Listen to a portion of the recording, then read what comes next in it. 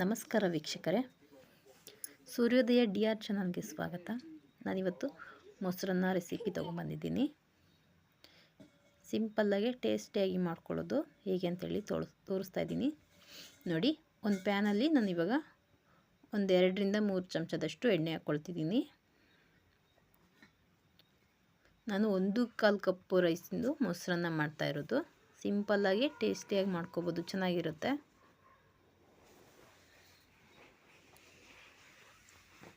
ನೋಡಿ, ಸ್ವಲ್ಪ ಲೈಟಾಗಿ ಎಣ್ಣೆ ಬಿಸಿ ಆಗಲಿ. ನೋಡಿ, ಇದಕ್ಕೆ 1/4 ಚಮಚದಷ್ಟು ಸಾಸಿವೆ ಹಾಕ್ಕೊಳ್ತಾ ಇದ್ದೀನಿ.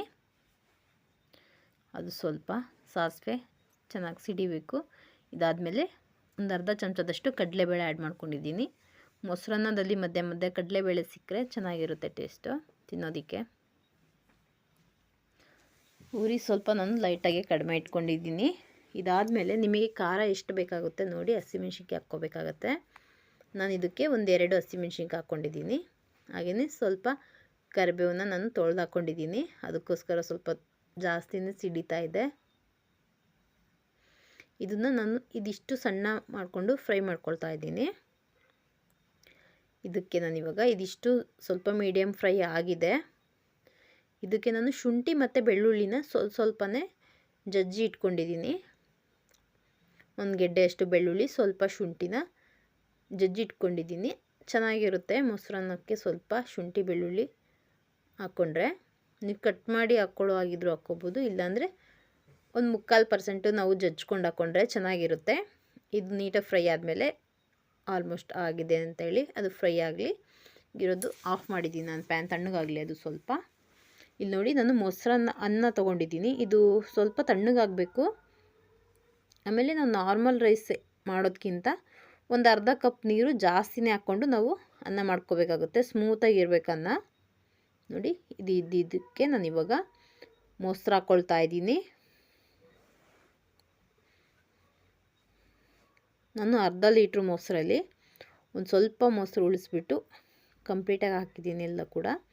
ಹಾಗೆಯೇ ಒಂದು ಅರ್ಧ ಕಪ್ಪಷ್ಟು ನಾವು ನೀರು ಹಾಕ್ಕೊಳ್ಳೋಣ ಇದಕ್ಕೆ. ಬರೀ ಮೊಸರಲ್ಲೇ ಆದರೆ ಗಟ್ಟಿಯಾಗಿಬಿಡುತ್ತೆ, ಚೆನ್ನಾಗಾಗೋದಿಲ್ಲ. ಅದಕ್ಕೋಸ್ಕರ ಒಂದು ಸಲ ಮೊಸರು ಹಾಕ್ಕೊಂಡು ಅನ್ನದಲ್ಲಿ ಕಲಿಸ್ಕೊಂಬಿಡೋಣ. ಮೊಸರು ಮತ್ತು ಒಂದು ಸ್ವಲ್ಪ ನೀರು ಹಾಕ್ಕೊಂಡಿದ್ದೀನಿ. ಯಾರು ಮೊದಲನೇ ಬಾರಿ ನಮ್ಮ ಚಾನಲ್ ನೋಡ್ತಾ ಇದ್ದೀರಾ, ಸಬ್ಸ್ಕ್ರೈಬ್ ಆಗಿ, ಹಾಗೆಯೇ ಲೈಕ್ ಮಾಡಿ, ಆದಷ್ಟು ಶೇರ್ ಮಾಡಿ, ನಮಗೆ ಸಪೋರ್ಟ್ ಮಾಡಿ. ನೋಡಿ, ಇದಿಷ್ಟು ಅನ್ನ ತಣ್ಣಗಾದ ನಂತರ ನಾನೀಗ ಒಗ್ಗರಣೆ ಮಾಡ್ಕೊಂಡಿದ್ದೀನಲ್ಲ ಅದರೊಳಗಡೆ ಹಾಕಿ ಮಿಕ್ಸ್ ಮಾಡ್ಕೊತಾ ಇದ್ದೀನಿ. ನೀಟಾಗೆ ಮಿಕ್ಸ್ ಮಾಡ್ಕೊಳ್ಳೋಣ, ಚೆನ್ನಾಗಿರುತ್ತೆ ಟೇಸ್ಟು. ಅನ್ನ ಮಾತ್ರ ಚೆನ್ನಾಗಿ ಸ್ಮೂತಾಗಿರಬೇಕು. ಅಗ್ಲಗ್ಲು ಅನ್ನ ಇದ್ದರೆ ಮೊಸರನ್ನ ಅಷ್ಟು ಚೆನ್ನಾಗಿ ಬರೋದಿಲ್ಲ. ನೋಡಿ, ನಾನು ಇದಿಷ್ಟು ಮಿಕ್ಸ್ ಆದಮೇಲೆ ಒಂದು ಈರುಳ್ಳಿನ ಸಣ್ಣದಾಗಿ ಕಟ್ ಮಾಡಿ ಹಾಕ್ಕೊಂಡಿದ್ದೀನಿ. ಹಾಗೆಯೇ ಸ್ವಲ್ಪ ಕೊತ್ತಂಬರಿ ಹಾಕ್ಕೊಳ್ಳೋಣ. ಇದಿಷ್ಟು ಆದಮೇಲೆ ನಾನಿವಾಗ ಇದಕ್ಕೆ ಒಂದು ದಾಳಂಬ್ರಿ ಹಣ್ಣು ಸುಲಿದು ಹಾಕ್ಕೊಂಡಿದ್ದೀನಿ. ನಿಮಗೆ ಬೇಕು ಅಂದರೆ ಹಾಕ್ಕೋಬೋದು, ಇಲ್ಲಾಂದರೆ ಬೇಡ ನಡೆಯುತ್ತೆ. ನೋಡಿ,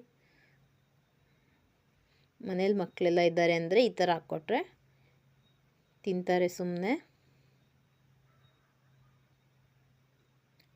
ನೀಟಾಗೆ ಮಿಕ್ಸ್ ಮಾಡ್ಕೊಂಬಿಡೋಣ ಇವಾಗ ಒಂದು ಸಲ. ನೋಡಿ, ಇದಿಷ್ಟು ಆದ ನಂತರ ನಾನು ಇದಕ್ಕೆ ಸ್ವಲ್ಪ ಉಪ್ಪು ಹಾಕ್ಕೊಂಡಿದ್ದೀನಿ.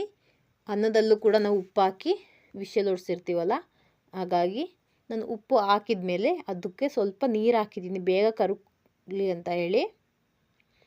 ಅನ್ನ ಆಲ್ಮೋಸ್ಟ್ ಕಲಸಿರ್ತೀವಲ್ವ, ಹಾಗೇ ಹಾಕಿದರೆ ಬೇಗ ಮತ್ತೆ ಕರಗೋದಿಲ್ಲ ಅಂಥೇಳಿ ನಾನು ಸ್ವಲ್ಪ ನೀರು ಹಾಕಿದ್ದೀನಿ ಅಷ್ಟೇ.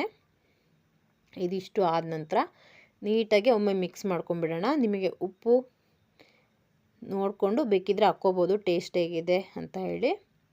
ನೋಡಿ ಹೇಗಿದೆ ಅಂತ ಹೇಳಿ ನೀವು ಕೂಡ ಒಮ್ಮೆ ಟ್ರೈ ಮಾಡಿ ತಿಳಿಸಿ. ಧನ್ಯವಾದಗಳು.